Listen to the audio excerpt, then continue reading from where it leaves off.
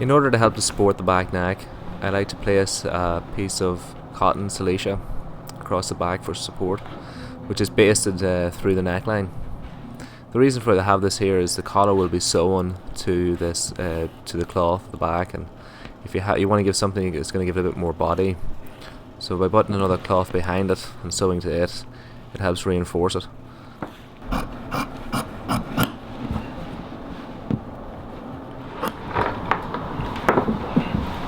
I'm join up my thread marks and mark my run.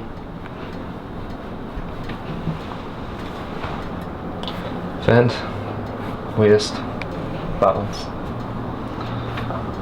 top of the armhole.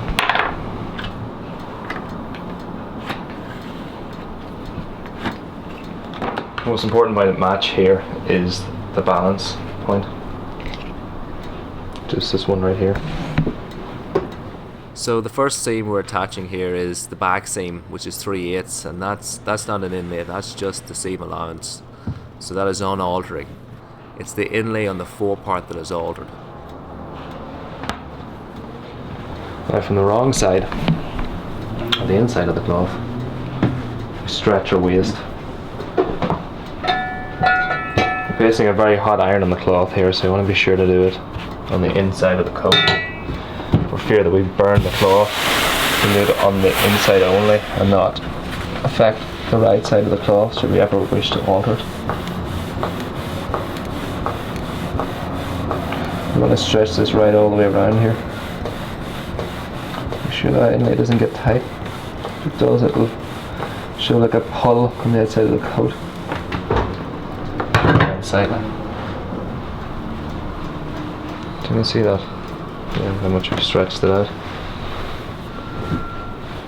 Well, the inlay on the inside here is stretched out, because when it gets folded over into the coat and it's sewn for the fitting, inside here will become tight. The coat will become tight because we'll be pulling on that area, so you stretch it out to make it the same length as the outer line, so there's no chance of binding it.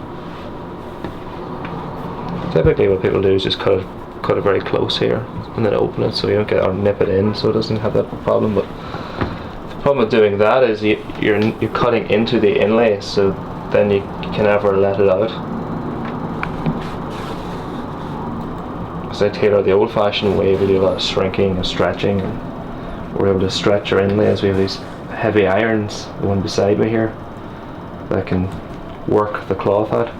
You can't do with a steam iron.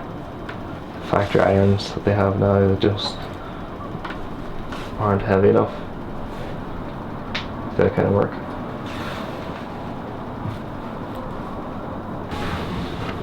I do it on a forepart with break the waist at the front so we can open out the side seam. We twice space the side seam for strength. We baste the back in first, and then we fold it over the back over the forepart inlay and baste it again. As you're pressing the inside, there's no requirement to use a press cloth. You're not going to shame the outside of the cloth. By stitching it this way with the by not folding over the forepart, I'm not risking putting a crease in the side here. If I want to alter it, I'm not risking a mark in the cloth. You can also see here when I stretched out the inlay, if I hadn't done that, we'd have a binding here now. This would be pulling on us. This would be pulling down like that. But now because it's been stretched out, it allows the forepart to come around, and we're not going to have any problems here in the back waist.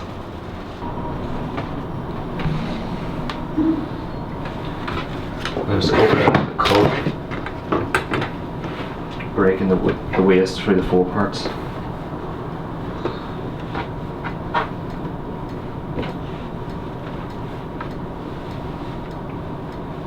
I want to attack my vents. Making sure the coat is level at the bottom. The table, the two sides are at the same height, so now my back isn't twisted anyway. Now if we put it on the original chalk mark, the back will be slightly too short. You want to make the back a small 3/4 of an inch longer than the fore parts. So when it's on the wearer, it looks to be the same length, so it needs just to be a little bit longer.